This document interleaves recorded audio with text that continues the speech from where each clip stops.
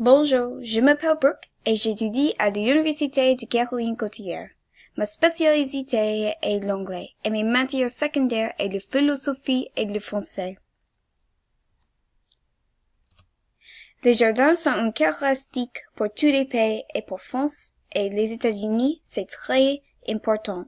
Aujourd'hui, je vais vous présenter les jardins aux États-Unis et en France. D'abord, les jardins en France.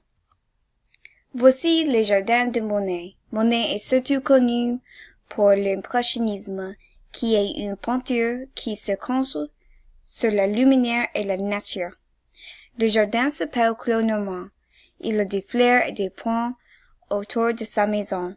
Le jardin était une grande source d'inspiration pour lui et ses peintures.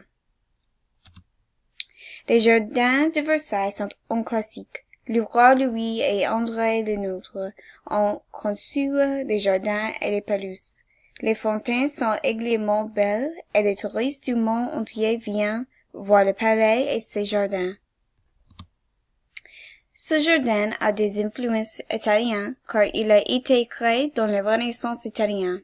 Un homme qui s'appelle Carvalho a sauvé le jardin, faisant du jardin d'amour sa plus grande attraction. Il est configuré comme un labyrinthe avec des motifs géométriques.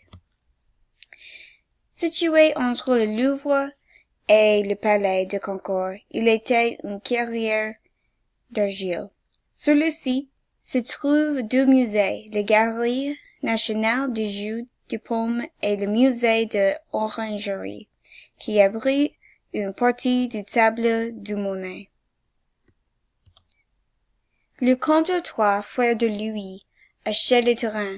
Marie-Antoinette lui a dit que cela lui prendrait beaucoup de temps pour le rendre beau, mais il a réglé le problème et en moins de 63 jours. Les jardins sont plus célèbres pour leurs roses et ils sont plus de 9000. Et maintenant, nous allons parler des jardins aux États-Unis. Le jardin botanique de Mirasoli à Saint-Louis est surtout connu pour ses orchidées. Aussi rares, ils ont un jardin japonais qui est très populaire. Le jardin botanique de Louis Ginter est dans Virginie. Il y a aussi des orchidées, un immense papillon et une cabane dans les arbres. Comme les jardins de Brooklyn, une nuit par an, il allume 1000 bougies autour du jardin.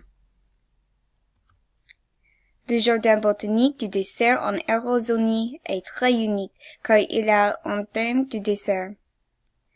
On peut voir de nombreux cactus, fleurs sauvages et les papillons.